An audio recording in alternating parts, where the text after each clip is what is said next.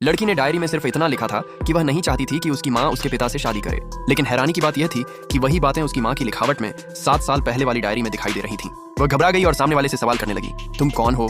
तुमने मेरी माँ की डायरी में क्यों लिखा? लड़की ने एक नजर में पहचान लिया कि यह उसकी माँ की ही लिखावट है। उसे लगा कि उसकी माँ, जो अब एक पौधे जैसी हालत में थी, शायद होश में आ गई है।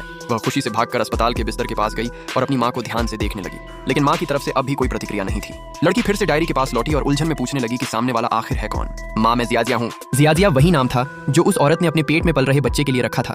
यह सुनते ही औरत को झटका लगा। ये डायरी क्या सच में भविष्य की बेटी से बात कर सकती है? आखिर ये सब हो क्या रहा है? अगर ऐसा है तो बेटी ने जो कहा कि वह नहीं चाहती कि माँ पिता से शादी करे, इसके पीछे जरूर कोई बड़ी वजह होगी। औरत ने बेचैनी से डायरी में अपनी बेटी से पूछा कि भविष्य में क्या हुआ था। माँ, पापा बुरे इंसान हैं। जिस पिता की तुम बात कर रही हो, क्या वह शाओ झुंझाओ है? अचानक अगले ही पल डायरी पर लाल तरल फैल गया। असल में दूसरी तरफ वह औरत रेड वाइन का गिलास पकड़े हुए थी और लड़की के पिता के साथ कमरे में आई थी। वह नकली प्यार दिखाते हुए लड़की के पास गई और चाहती थी कि छोटी लड़की उसे अपनी नई माँ माने। लड़की गुस्से में आ गई और उसने उस औरत का हाथ काट लिया। माँ, पापा बुरे हैं, झुंझाओ दर्द हो रहा है, उसे माफी मांगो। नहीं, मैं नहीं मांगूंगी, तुम ही हो जिसने मेरी माँ को मुझसे छीना है। माँ, पापा बुरे हैं। पिता गुस्से से भर गया और उसने हाथ उठाकर बेटी के गाल पर थप्पड़ मार दिया। लड़की से बदला लेने के लिए उस औरत ने जानबूझकर डायरी पर रेड वाइन गिरा दी।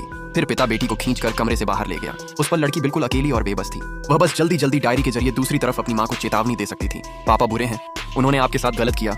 वह उस औरत को मेरी नई माँ बनाना चाहते हैं। औरत ने लाल तरल की गंध सूंघी, ये रेड वाइन। फिर औरत उसके साथ दफ्तर गई। ऊपर से सब कुछ सामान्य लग रहा था। औरत ने सोचा, क्या वे दोनों बाद में करीब आए थे, या क्या बचपन में बेटी ने कुछ गलत समझ लिया था? लेकिन अगले ही पल वह आदमी उस औरत को बाहों में लेकर खुलेआम दफ्तर में पियानो बजाने लगा। फिर उसने ऐसी बातें कहीं जिन्हें सुनकर औरत का दिल दहल गया। कुजिचू इतनी मशहूर है, अगर मैं उससे शादी नहीं करूं तो उस टॉप राइटर के सारे कॉन्ट्रैक्ट कैसे मिलेंगे? दोनों ने मिलकर साजिश रची।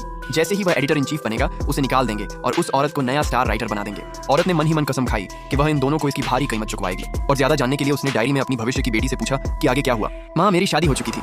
एक दिन मेरी पापा से बहुत बड़ी लड़ाई हुई। शादी के कई साल बाद औरत को पता चला कि उसके पति ने चुपके से उसकी पांडुलिपि चुरा ली थी और उस औरत से पब्लिश करवा दी थी। जब उसने सच्चाई पूछी तो आदमी ने उसे सीढ़ियों से धक्का दे दिया। चीख सुनकर बेटी दौड़कर आई और माँ को जमीन पर पड़ा देखा, लेकिन पिता ने लड़की को घर में बंद कर दिया। उसके बाद माँ कभी होश में नहीं आई। औरत समझ गई कि भविष्य में उसी के पति ने उसे बर्बाद किया था। अगर बेटी ने सच न बताया होता तो शादी वाला दिन शायद उसकी मौत का दिन बन जाता। इसलिए उसने उसी शादी को हथियार बनाने का फैसला किया। उसने कहा कि वह शादी फिर से करेगी। उसे दहेज नहीं चाहिए, कार उसने खुद खरीदी है। लेकिन एक मशहूर लेखिका होने की वजह से पूरा इंटरनेट उसकी शादी पर नजर रखे हुए था। इसलिए उसने योजना बदली और कहा कि दहेज 2,88,000 होगा और शादी धूमधाम से होगी ताकि बदनामी कम हो। आदमी थोड़ा हिचकिचाया, लेकिन आखिर मान गया। अगले दिन उसने हर जगह से पैसे उधार लेने शुरू कर दिए, ये सोचकर कि शादी के बाद कर्ज साझा होगा। उसने 5 मिलियन उधार लिए और एक पोर्श खरीदी। लेकिन उसे नहीं पता था कि दूसरी तरफ औरत ने शादी का जोड़ा फेंक दिया, वेटर को एक यूएसबी दी और चुपचाप निकल गई। डायरी में बेटी के नाम आखिरी संदेश छोड़ा, जियाजिया, आज मैं तुम्हारे साथ अपने पति से मिलने जा रही हूँ। और फिर खेल शुरू हुआ।